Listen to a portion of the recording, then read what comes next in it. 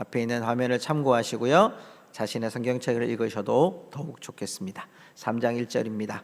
그런데 뱀은 여호와 하나님이 지으신 들짐승 중에 가장 간교하니라.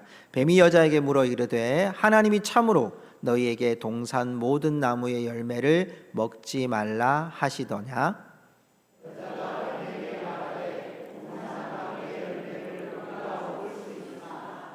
동산 중앙에 있는 나무의 열매는 하나님의 말씀에 너희는 먹지도 말고 만지지도 말라 너희가 죽을까 하노라 하셨느니라.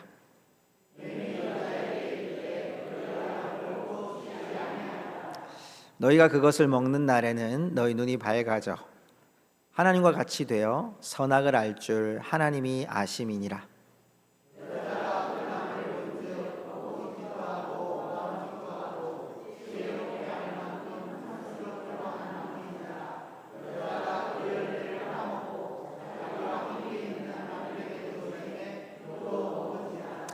이에 그들의 눈이 밝아져 자기들이 벗은 줄을 알고 무화과 나무 잎을 엮어 치마로 삼았더라.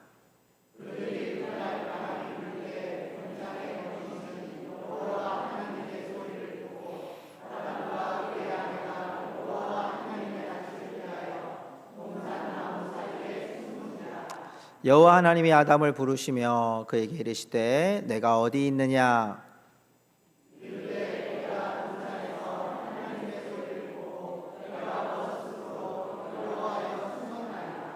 이르시되 누가 너의 벗었음을 내게 알렸느냐? 내가 내게 먹지 말라 명한 그 나무 열매를 내가 먹었느냐?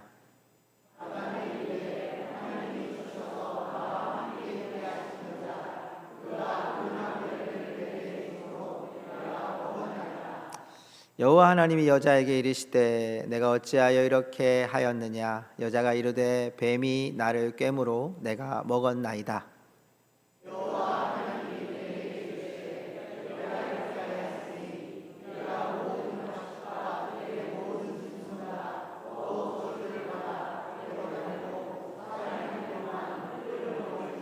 15절 같이 읽습니다. 내가 너로 여자와 원수가 되게 하고 내 후손도 여자의 후손과 원수가 되게 하리니 여자의 후손은 내 머리를 상하게 할 것이요 너는 그의 발꿈치를 상하게 할 것이니라 하시고 아멘. 자리에 앉으시면서 우리 이렇게 한번 고백합시다. 오늘도 당신은 하나님이 찾으시는 영혼입니다. 이렇게 하면 인사할까요? 오늘도 당신은 하나님이 찾으시는 영혼입니다. 아멘. 미국 신경학회의 학술지에 발표된 조사예요. 20대에서 30대 사람들에게 450만 명을 상대로 조사를 했습니다. 최근에 기억력과 집중력과 의사결정에 심각한 고민을 한 적은 없습니까? 라고 질문을 했습니다. 그리고 세 가지의 기억력 감퇴 원인을 조사를 했더니 1위, 2위, 3위가 이걸로 나왔어요. 첫 번째는 디지털 아웃소싱이라고 해서 스마트폰을 항상 20, 30대가 들고 다니죠. 그러다 보니까 이 머리에 여러분 뇌에 이렇게 줄무늬가 있는 우리의 쭈글쭈글하게 줄무늬가 이 뇌 안에 있거든요. 근데 이 해마라고 하는데 이게 일할 기회를 다 잃어버린 거예요. 그러니까 다 해주니까. 두 번째는 멀티태스킹이라고 해서 자극적인 아주 숏폼을 많이 보죠. 여러분 아주 짧은 영상들을 많이 보게 되는데요. 이게 어떤 우리에게 그 기억력을 저하시키냐면 우리 안에 오랫동안 기억할 수 있는 게 약화된대요. 너무 짧은 걸 자주 보면. 여러분 그 잘 보시면 우리 70대, 80대 집사님, 권사님들, 우리 성도님들 보면 예전에는 전화번호 잘 외우셨잖아요. 지금은 어때요? 외울 필요가 없죠. 그러다 보니까 뇌 기능도 오랫동안 기억하는 것이 점점 약화된대요. 세 번째는 만성 스트레스, 수면 부족으로 일어나는 현상인데 이게 스트레스 호르몬이요 우리 스스로 파괴를 시켜요. 이게 여러분 우리 안에 아까도 말씀드렸던 머리 안에 해마라고 하는 우리 뇌 기능이 점점 파괴되는 거예요. 스트레스가 많아지면서 잠을 잘 못 자죠. 일이 너무 많죠. 잠을 잘 못 자는 이 증세가 20, 30대 이렇게 드러나는데요. 제가 여기에는 올려드리지 않았지만 이런 현상이 40대, 50대, 60대는 뭐로 일어나느냐 하면 디지털 치매로 온답니다. 쉽게 말하면 아주 가까운 시간에 단기 기억이 상실되는 현상이에요. 조금 더 풀어서 말씀드리면 여러분 그런 일 없습니까? 분명히 생각하고 일어나고 분명히 생각하고 차를 탔는데 내가 어디로 갈지 모르는, 내가 지금 분명히 누구한테 전화를 해야 된다고 생각하고 핸드폰을 들었는데 내가 누구한테 전화를 해야 되지? 이런 경우. 내가 분명히 마트에 사러 갔어요. 나 이거 사러 갔는데 돌아서서 보니까 내가 지금 뭐 사러 왔는지를 기억 못하는 경우. 단기 상실이에요. 이게 요즘에 다가온 우리 안에 지금 심각한 정도로 다가온 디지털 치매라는 거죠. 여러분 이것은요, 우리의 신앙생활 안에서도 위험 증후군이 점점 나타나요. 위험 징후가. 여러분 오늘 우리가 읽었던 이 창세기 3장의 내용이 바로 기억 상실증에 걸린 아담과 하와의 모습이에요. 여러분 하나님이 우리가 1장과 2장에서 살펴봤던 것처럼 하나님의 에덴 동산, 하나님이 안식도 주셨고 하나님이 돕는 배필도 주셨고 하나님이 이 세상을 다 다스리고 이름까지 짓는 걸 주셨음에도 불구하고 이 아담과 하와가 오늘 우리가 만난 창세기 3장에서 하나님 앞에 범죄하는 모습을 보여요. 그런데 놀랍게도 하나님은 그 아담을, 그 하와를 찾으시고 그 문제를 해결해 가시는 하나님의 모습을 오늘 발견하게 돼요. 오늘 우리는 이 3장 전체를 이렇게 한 시선으로 바라보면서 우리를 끊임없이 찾으시는 하나님의 사랑을 만날 수 있기를 주님의 이름으로 축복합니다. 자, 하나님과 멀어지는 오늘 이 첫 번째 장면에서 우리는 하나님의 이름에 대한 왜곡된 모습을 발견해요. 자, 여러분 오늘 2장, 3장의 말씀 앞에 2장의 말씀을 쭉 보면요, 하나님의 이름, 여러분 성경을 한번 잘 살펴보십시오. 여러분 성경에서 다른 것 안 봐도 됩니다. 자, 여러분 2장 말씀을 보십시오. 3장에서 보지 말고 2장 가장 가까운 22절을 한번 보시겠습니까? 여러분 성경에 그냥 한번 보세요. 하나님의 이름을 뭐라고 부르고 있습니까? 예, 여호와 하나님이라고 되어 있어요. 21절에도 여호와 하나님이라고 되어 있고요. 19절에도 여호와 하나님이라고 되어 있어요. 2장 전체에서 하나님의 이름을 사용할 때 여호와 하나님, 여호와 엘로힘이라고 쓰고 있어요. 그런데 여러분 3장을 가보십시오. 제일 먼저 뱀은 여호와 하나님이 지으신 들짐승 중에 가장 강교하더라. 하나님이 이름을 아담을 통해 짓게 하실 때 여호와 하나님이 나왔어요. 창조주 하나님이 나왔단 말이에요.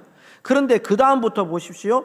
1절 말씀에 여호와 하나님이 지으신 쭉 나오고 난 후에 후반절에 보면 하나님이 참으로 너희에게, 자 3절에도 보면요, 3절에도 말씀해 보면 동산 중앙에 있는 나무의 열매는 하나님의 말씀에, 5절에도 너희가 그것을 먹는 날에 너희 눈이 밝아져 하나님과 같이 되어, 이렇게 돼 있어요. 뱀과 하와의 대화 속에 하나님의 이름이 어떤 하나님으로 보여집니까? 2장에서는 엘로힘, 똑같은 하나님인데 여호와 하나님이라고 돼 있어요. 여호와 하나님이 창조하셨고 여호와 하나님이 안식을 주셨고 여호와 하나님이 에덴 동산을 주셨고 여호와 하나님이 아담에게 이름을 짓게 하셨고 여호와 하나님이 돕는 배필을 주셨어요. 근데 3장에서 그들과의 대화 속에 하나님의 이름은 그저 절대자이신 하나님의 이름으로 나타나요. 이게 왜 다를까요? 이들이 생각하는 하나님의 이름이 그들 가운데 어떤 그들 가운데 영향력을 미치고 있는지를 보여줍니다. 자, 우리 조금 더 들어가서 이 말씀에 하나님의 이름이 이렇게 되어 있어요. 그들 가운데 절대적인 하나님의 이름. 그런데 사람의 입장에서 볼 때 이 하나님의 이름이 여호와 하나님이 아니라 하나님이라고 불리고 있는 그 이유는, 자, 뱀과 하와의 이야기 속에서 우리가 또 그 실마리를 발견해요. 3장 1절을 다시 보십시오. 자, 3장 1절에 뱀이 간교한데요. 뱀이 여자에게 물어봅니다. 하나님이 참으로 너희에게 동산 모든 나무의 열매를 먹지 말라 하시더냐? 모든. 여러분, 지금 하나님이 모든 것 다 먹으라고 하셨거든요. 근데 너희에게 동산 모든 나무의 모든 열매를 먹지 말라 하시더냐? 먹지 말라. 모든 나무의 열매를 먹지 말라라고 그들이 지금 뱀이 왜곡해요. 자, 여기에 대해서 2절에 보니까 하와가, 여자가 대답을 합니다. 동산 나무의 열매를 우리가 먹을 수 있으나 3절에 보니까 동산 중앙에 있는 나무의 열매는 하나님 말씀에 먹지도 말고 만지지도 말라, 너희가 죽을까 하노라. 여기서 뭐가 더 포함됐을까요? 만지지도 말라. 왜곡하죠. 하나님의 이름이 왜 그들에게 여호와 하나님이 아니라 하나님이라고 하는 그 절대자 이름으로 바뀌어지고 있을까요? 자, 지금 이들 속에 균열을 일으키고 있는 사단의 모습들을 보여줘요. 모든 나무의 열매를 먹지 말라 하더냐? 먹지도 말고 만지지도 말라. 하나님이 만지지도 말라는 소리를 하지 않았습니다. 뭘 의미할까요? 이들 속에 이 말씀을 왜곡하기 시작합니다. 왜 그럴까요? 3절 말씀 우리 한 번 더 볼까요? 자, 3절 말씀 보니까 5절 말씀입니다. 죄송합니다. 5절 말씀, 자, 같이 읽어보겠습니다. 5절 시작. 너희가 그것을 먹는 날에는 너희 눈이 밝아져 하나님과 같이 되어 선악을 알 줄 하나님이 아심이니라. 자, 뭐와 같이 되어? 균열을 시키죠. 자, 이미 여러분, 아담과 하와, 남자와 여자는 누구의 형상을 받아 만들어졌습니까? 하나님의 형상으로. 이미 하나님을 닮은 형상으로 하나님이 만드셨어요. 그런데 하나님이 만드셨음에도 불구하고 이들은 지금 하나님 같이 되고 싶은 인간의 욕망을 이 뱀이, 간교한 뱀이 여러분 나타내게 해요. 제가요, 이 말씀을 이렇게 묵상하다가요, 제가 설교를 준비하는데 꿈도 꿨어요. 무슨 꿈을 꿨냐면 뱀 꿈을 꿨어요. 뱀 2마리가 지금 교회에 오더라고요. 그래서 제가 2마리를 다 쫓아냈거든요. 제가 이 스트레스도 아니고 있잖아요. 설교를 준비하다 뱀 설교를 준비하는데 뱀이 나타나는 꿈이 나타나서 저도 깜짝 놀랐어요. 여러분, 뱀이라는 자체가 중요한 것이 아니라 이 뱀이 누굽니까? 사단이거든요. 사단은 하나님과 우리와의 관계를 균열시키는 것이 사단의 음모입니다. 하나님 같이 되게 하려고 왜곡하여서 모든 나무의 열매를 먹지 말라 하더냐? 그리고 여자는 또 그걸 만지지도 말라고 한 것은 만지지도 말라고 했다고 왜곡하는 이 삶 속에 그들 가운데 뭘 심어주고 있습니까? 죄라는 것을 심깁니다. 죄는 여러분 하마르티아라고 하는데요, 로마서 3장 23절에 보면 모든 사람이 죄를 범하였음에 할 때 그 죄가 여러분 하마르티아라고 합니다. 이게 뭐냐면 여러분, 우리나라가 올림픽에서 가장 많은 금메달을 따는 것이 양궁이라는 거잖아요. 그 화살을 쏘는 거예요. 화살을 쏘아서 관역에 맞춰야 여러분 우리가 금메달도 따고 점수도 올라가는데 그 관역을 벗어난 것이 죄의 가장 대표적인 의미예요. 그러니까 하나님의 뜻을 벗어난 것이 죄라는 거죠. 기억상실증에 걸린 이 여자가 또 남자가 여러분 또 우리가 하나님의 뜻에서 관역에서 벗어나는 거죠. 하나님은 우리에게 하나님의 뜻이라는 관역 속에 우리를 맞추시려고 해요. 그곳으로 오라고 우리에게 허락하셨어요. 그런데 우리는 여러분 기억상실증에 걸린 것처럼 잠시 여러분 하나님이 주셨던 것이 너무나도 많은데 우리는 그 하나님의 뜻보다 나도 하나님처럼, 나도 눈이 밝아져서 나도 하나님처럼 되기에 원하는 이 인간의 욕망이 먹음직하고 보암직하고 지혜롭게 할 만큼 탐스럽기도 한 나무의 열매를 따먹는 거죠. 따먹지 말라고 했는데 따먹는 거죠. 왜? 인간의 욕망이 더 앞서기 때문에. 죄는요, 사람의 욕망이 하나님의 뜻보다 더 앞설 때 일어나요. 그래서 존 칼빈이라고 하는 우리 대한예수교 장로회 합동 측에 있는 칼빈의 여러분 5대 강령이 있어요. 그 5대 강령이 전적 타락, 무조건적 선택, 제한적 속죄, 불가항력적 은혜, 성도의 견인, 이렇게 5가지가 있는데 그 중에 가장 먼저 나오는 게 뭐냐면 전적 타락이라고 하는 여러분 이 말씀이에요. 이건요, 아담 이후에 우리가 하나님을 스스로 찾을 수 없다는 것을 보여줘요. 인간에게는 선함, 인간에게는 단 1%도 우리가 하나님께 나아갈 수 있는 능력이 없다는 걸 인정하는 것이 전적 타락이라는 거예요. 우리가 이렇다는 거죠. 하나님의 아낌없는 사랑을 받았음에도 불구하고 우리는, 여러분, 타락한 우리의 모습은 하나님 같이 되려고 하는 우리의 모습을 발견해요. 그 하나님이 오늘 아담을 찾으시는 장면이 8절부터 13절까지 드러나요. 자, 8절의 말씀을 보십시오. 동산에 거니시는 하나님의 모습이 발견됩니다. 여호와 하나님이 바람이 불 때, 여러분이 바람이라는 것이 여러분 루아흐라는 겁니다. 하나님이 처음에 천지를 창조하실 때 나타났던 그 현상인데요, 그날 바람이 불 때 동산에서 거니시는 여호와 하나님의 소리를 듣고 아담과 그의 아내가 숨어버립니다. 하나님은 임재하십니다. 하나님이 임재하신 이것은 우리가 지금 계속 묵상하고 있는 하나님의 사랑의 시그널이었어요. 범죄한 아담과 하와가 그가 숨어있는 그 현실 속에서 하나님이 지금 이 아담과 하와를 찾고 계시는 거죠.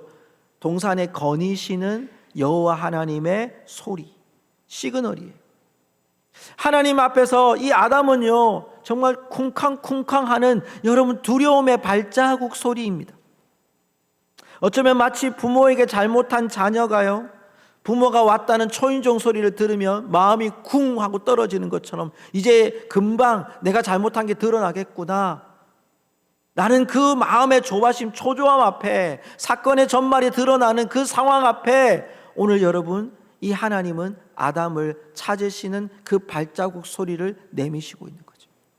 아무것도 할 수 없는, 숨어 자기에게, 여러분 지금 여기에 말씀 보니까 동산 나무 사이에 숨어있는, 나뭇가지로 자신을 숨기고 숨어있는 여러분 이 아담과 하와를 향하여 하나님이 이렇게 말씀하십니다. 9절의 말씀 볼까요? 9절의 말씀 우리 한번 같이 읽어보겠습니다. 시작. 여호와 하나님이 아담을 부르시며 그에게 이르시되 내가 어디 있느냐. 여러분, 여기에 내가 어디 있느냐라는 이 말씀은 하나님이 몰라서 아담아 너 어디 있냐라고 물어보는 게 아니에요. 하나님이 숨어있는 아담을 모를까요? 여러분 한번 생각해 보세요. 하나님이 숨어있는 아담을 모를까요? 여러분이 잘못된 자녀들이 뭘 잘못했어요, 집에 있어 여러분 문 닫고 들어가 있어요. 부모가 자녀가 어디 있는지 모를까요? 다 알고 있어요. 여러분 이 말씀에도요, 제가 원어 성경을 보니까 확실하게 드러난 게 뭐냐면 여기에 어디 있느냐라는 표현은요, 아예카라는 단어예요. 아예카. 근데 이 아예카라는 단어가요, 장소를 몰라서 물어보는 질문이 아니에요. 어디 있느냐 이 질문은요, 슬픈 탄식의 애가예요. 여러분 이 말씀을 잘 기억하세요. 하나님이 지금 어디 있느냐 물으신 거는 너 어디 있어? 라고 물어보는 게 아니라 내가 너를 찾고 있어 라는 하나님의 음성이에요.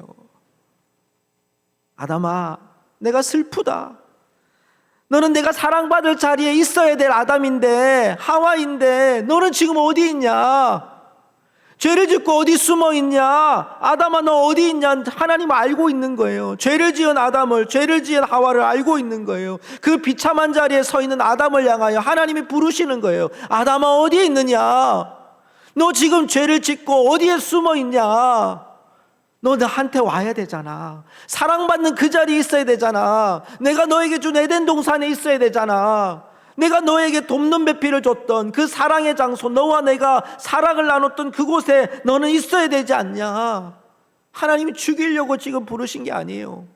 하나님이 이 경고하시고 이 아담과 하와를 하나님이 심판하려고 부르시는 음성이 아니라 자녀를 향하여 구원하시려는 하나님의 애타는 긍휼의 음성이, 내가 아담아 내가 어디 있느냐 부르시는 하나님의 음성인 줄로 믿습니다. 이게 우리를 향한 하나님의 시그널이라는 거예요. 때로는 아파서 하나님이 우리들을 부르실 때가 있어요. 때로는 우리의 삶이 여러분 구석으로 완전히 몰아넣어서 하나님이 우리를 부르실 수도 있어요. 어떨 때는 여러분 가난 때문에 부르실 수도 있어요. 어떨 때는 문제가 해결되지 않아서 절망의 구렁텅이에서 하나님 우리를 부르실 수도 있어요. 쿵쿵쿵 하며 오시면서 내가 어디 있느냐? 내가 어디 있느냐? 여러분 그 시그널에, 그 신호에, 여러분 그 음성에 응답하는 우리 성도들 되시기를 주의 이름으로 축복합니다. 하나님, 내가 아픕니다. 내가 죽겠습니다. 내가 하나님 지쳤습니다. 내가 죽을 병이 걸렸습니다. 내가 고통받는 자리에 있습니다. 하나님, 내가 여기 있습니다라고 주님의 음성에 응답하는 우리 모든 성도들 되시기를 주의 이름으로 축복합니다. 하나님은 부르시는 뿐만 아니라 오늘 말씀에 그 문제를 해결하시는 하나님의 모습도 우리에게 보여줍니다. 11절 말씀에 보니까요, 하나님이 이 문제를 분석합니다. 누가 너한테 벗었다고 했냐? 내가 명한 그 나무 열매를 혹시 따먹었느냐? 그런데 여러분, 하나님의 이 음성을 잘 보십시오. 하나님이 심판하려고, 하나님이 죄에 대해서 대가를 지불하게 하려고 하나님 말씀하는 게 아니라 누가 너의 벗었음을, 그 수치를 알려줬냐 이거예요. 내가 먹지 못했던, 내가 먹지 말라고 말했던 그 나무 열매를 내가 먹었느냐고 지금 문제를 분석하시는 하나님의 모습을 보게 돼요. 그런데 놀랍게도 그 응답에 하나님, 제가 먹었습니다. 제가 잘못해서 먹었습니다. 제가 하나님 말씀을 잊어서 먹었습니다 라고 대답하지 않아요. 12절 볼까요? 아담이 대답합니다. 참, 하나님이 주셔서 나와 함께 있게 하신 여자, 이렇게 얘기합니다. 누가 주셨다고요? 그럼 누구 탓하는 거예요? 참 꼴불견이죠. 하나님이 주셔서 나와 함께 하신 여자를 봤을 때 어땠습니까? 내 뼈 중에 뼈요, 내 살 중에 살이라. 이랬던 아담이 하는 말이, 하나님이 주신 여자 때문에 내가 지금 이 열매를 따먹었습니다, 이렇게 얘기합니다. 참 보잘것없죠. 이게 인간입니다. 13절 볼까요? 하와가 대답합니다. 13절, 여호와 하나님이 여자에게 말합니다. 내가 어찌하여 이렇게 하였느냐 했더니 여자가 이릅니다. 뱀이 나를 깨므로. 누구 탓합니까? 뱀 탓합니다. 하나님이 원했던 대답이 뭐죠? 하나님, 제가 잘못했습니다. 내가 하나님의 사랑의 자리를 잃었습니다. 하나님, 제가 어떻게 하면 좋겠습니까? 라고 대답을 해야 되는데, 지금 이 아담과 하와의 여러분 이야기는 어디에 있습니까? 심지어 하나님 탓하고, 하와 탓하고, 뱀 탓하고, 나는 아닙니다 이거잖아요. 저 사람 때문에 내가 죄를 지었다고요. 저 여인 때문에 죄를 지었다고요. 저 뱀 때문에 죄를 지었다고요. 하나님이 문제를 분석하신 이유는 문제를 해결하시고자 함이에요. 내 사랑 안에 다시 거하게 하시는 것이 하나님의 뜻이었어요. 그런데 이들은 참 어리석게도 우리의 모습과 비슷하게 이런 결정을 해요. 이런 탓을 해요. 우리가 가끔 이러잖아요. 무슨 문제가 생기면, 하나님, 내 남편 때문에, 내 마누라 때문에, 교회 때문에, 나라 때문에, 지도자 때문에, 우리 이렇게 얘기하잖아요. 하나님 우리에게 분석하기 원하시는데, 하나님 우리 찾아와서 그 문제 해결하기 원하시는데 우리는 남 탓하잖아요. 솔직히 말하면. 찾아오신 하나님 어떻게 해결하십니까? 14절의 말씀을 쉬운 성경으로 한번 읽어보겠습니다. 같이 읽습니다. 여호와 하나님께서 뱀에게 말씀하셨습니다. 내가 이런 일을 했으므로 너는 모든 가축과 모든 들짐승보다 더욱 저주를 받을 것이다. 너는 배로 기어다니고 평생토록 흙먼지를 먹고 살아야 할 것이다. 그래서 지금까지 뱀이 저주를 받은 거예요. 그런데 여러분, 이 저주라는 단어가요, 단순히 심판하는 단어가 아니라요, 법정 용어예요. 여러분, 사회에서 성범죄자들을 어떻게 합니까? 여러분, 그 수용 시간을 지나고 나서 나와도 사회적으로 격리시키죠. 이 단어가 바로 격리하는 단어입니다. 더욱 저주를 받을 것이라는 이 단어는 너는 이제 완전히 격리할 거다. 내가 이제 내 사랑하는 백성들과 너와 내가 완전히 격리시켜버릴 거다. 너는 배로 기어다니고 평생토록 흙먼지를 먹고 살아야 할 것이다. 당시의 고대 사회는요, 이 기어다닌다는 표현이요, 패배한 자들이 왕이나 승리한 백성들 앞에서 엎드려 있는 모습이고 기어다니는 모습이고 아주 초라한 패배자의 모습을 얘기하는 거예요. 하나님이 뱀한테 얘기하는 거예요. 너는 평생 그렇게 살게 될 거다. 항상 패배자처럼 살게 될 거다. 항상 흙먼지 먹고 살게 될 것이다 라고 말씀하는 거죠. 15절도 볼까요? 15절 말씀 우리 메시지 성경으로 한번 읽어보십시다. 같이 읽습니다. 내가 너와 여자 사이에 내 후손과 여자의 후손 사이에 전쟁을 일으킬 것이다. 여자의 후손은 내 머리를 상하게 하고 너는 그의 발 뒤꿈치를 상하게 할 것이다. 여러분, 여기 전쟁을 일으킨다는 단어를 잘 보셔야 됩니다. 이것은 여러분, 하나님께서 더 이상 이 뱀이 우리 편이 되지 않게 하신다는 거예요. 사단이 우리 편이 되지 않게 하신다는 거예요. 영원히 전쟁이 되게 한다는 것이 무엇입니까? 적대 관계를 맺게 하겠다는 겁니다. 하나님이 여자의 후손으로 내 머리를 상하게 하고 너는 그의 발꿈치를 상하게 할 것이라고 말씀하고 있어요. 근데 이 말씀은 여러분, 우리 신학적인 표현의 원시복음이라고 얘기합니다. 원시복음이 무엇이냐? 하나님이 이 땅을 구원하시겠다는, 죄로 말미암아 죽었던 이 죄인들을 하나님께서 생명으로 옮기시겠다는 하나님의 구원의 계획서가 바로 창세기 15장 원시복음이라고 이야기합니다. 여러분, 여자의 후손 중에 누가 날까요? 예수 그리스도가 나시거든요. 예수 그리스도가 너의 머리를 상하게 할 것이라는 얘기는 너를 완전히 패배자로 만들 것이다.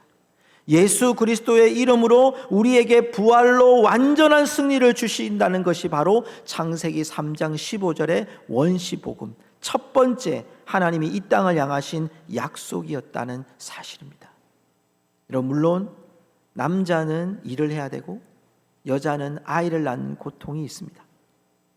여러분, 그것이 우리에게 저주가 아니라, 하나님이 격리시키는 것이 아니라, 하나님이 이제 그 구원의 길에 우리에게 담당해야 될 하나님의 뜻을 우리에게 보여주신 겁니다. 에덴 동산을 하나님이 막으시고요, 그럼에도 불구하고 하나님은 사람을 지금까지 포기하신 적이 단 한 번도 없으신 줄로 믿습니다. 하나님이 택한 백성들에 대해서 단 한 번도 하나님은 포기하지 않고 자신의 구원의 계획을 이루시는 분인 줄 믿습니다. 여러분, 탕자가, 누가복음에 나오는 탕자의 이야기를 보면 탕자가 아버지의 재산을 가지고 먼 나라 갔다가 다 탕진하고 돌아오죠. 그때 탕자는 하나만 기억했습니다. 우리 아버지 집에는 먹을 것이 많다. 그런데 아버지가 그 아들이 올 때까지 기다립니다. 매일매일 아들이 그 언덕을 넘어올 걸 기다립니다. 다 탕진할 줄도 아는지 모르겠어요. 아마 그랬을 것 같아요. 그 아들을 바라보는 아버지는 아들이 오자마자 그 아들에게 신발을 신기고 옷을 새 옷을 입고 가락지를 끼우고, 왜 그랬을까요? 그리고 잔치를 베풉니다. 여러분, 배경적인 그 주석에 보면요, 그렇게 해야만 동네 사람들이 이 아들은 성공한 아들로 돌아왔다는 걸 모든 사람이 인정하기 위한 아버지의 조치였다는 거예요. 실패한 아들을 아버지가 옷을 입혀서 성공한 아들로 바꿔준 거예요. 여러분, 하나님이 우리들을 얼마나 사랑하셨는지, 자기의 하나밖에 없는 아들을 우리에게 주심으로 우리를 하나님의 자녀가 되고 생명의 은혜를 허락해 주신 줄로 믿습니다. 여러분, 그것이 우리 가운데 하나님이 지금도 우리를 찾으시는 하나님의 사랑의 근거가 되는 거예요. 우리는 연약해요. 우리는 죄된 모습으로 이 아담처럼 남 탓이나 하고 하와처럼 뱀 탓이나 하고, 하나님이 주셔가지고 준 여자 때문에 내가 이렇게 고생합니다, 이렇게 죄를 지었습니다는 우리의 이런 본연의 욕망, 욕심, 참 못된 우리의 모습들. 그런데 여러분, 하나님은 어떻다고요? 자신의 아들을 보내셔서 그 보혈의 옷으로 우리를 덮어주심으로 우리가 생명을 얻은 하나님의 자녀가 된 줄로 믿습니다. 우리를 끊임없이 찾으시는 그 하나님 앞에 우리 성도님들 날마다 응답하며 사시기를 주님의 이름으로 축복합니다. 말씀을 맺습니다. 제가 아빠로서 초보인 아빠일 때요, 가슴을 쓸어내리는 일들이 가끔씩 있어요. 아이가 아플 때나 또 다쳤을 때나 이런 때죠. 근데 어느 때는 한번 아이를 잃어버린 적이 있었어요. 우리 큰딸을 마트에서 잃어버린 적이 있었어요. 마트에서 종종 그런 일들이 일어나거든요. 그런데 우리가 막 딸을 찾으려고 1층에서 2층에서 막 3층에서 주차장에서 막 하는데요, 못 찾았어요. 큰일 났잖아요. 근데 방송이 나오는 거예요. 딩동댕, 정예림의 아버지 어머니를 찾습니다. 딸이 안내석에 가가지고요, 우리 이름을 얘기를 하고 엄마 아빠 잃어버렸다고 얘기를 해요. 제가 어떻게 갔을까요? 걸어서 갔을까요? 엘리베이터 타고 천천히 갔을까요? 뛰어가야죠. 왜? 잃어버린 딸 찾아야 되니까. 여러분, 하나님이 우리를 찾으실 때 어떨까요? 연약한 우리의 모습, 실패한 우리의 모습, 좌절한 우리의 모습, 가난한 우리의 모습, 아픈 우리의 모습, 사람들한테 쓸모없다고 때로는 버려지는 모습, 내 문제 하나 해결하지 못하는 그 모습 앞에 하나님을 찾아오시는 거예요.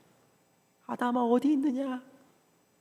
내 사랑을 떠나 있는 아담아 어디 있느냐? 무엇 때문에 절망하고 있느냐? 무엇 때문에 쓰라리고 있느냐? 하나님이 끝까지 찾으시는 거예요. 주님이 찾으시는 그 발자국은 우리를 이제 죄에서 분리시키고 우리의 아픔과 우리의 처절한 실패에서 우리를 건지시기 위해 하나님은 우리들을 오늘도 찾고 계시고 여기에 임하여 계시는 줄 믿습니다. 이제 그 하나님 앞에 여러분 응답하실 차례입니다. 하나님께 응답함을 통하여 여러분의 삶이 주님 앞에서 다시 그 사랑이 온전히 회복될 수 있는 우리 모든 성도들이 되시기를 주님의 이름으로 축복합니다.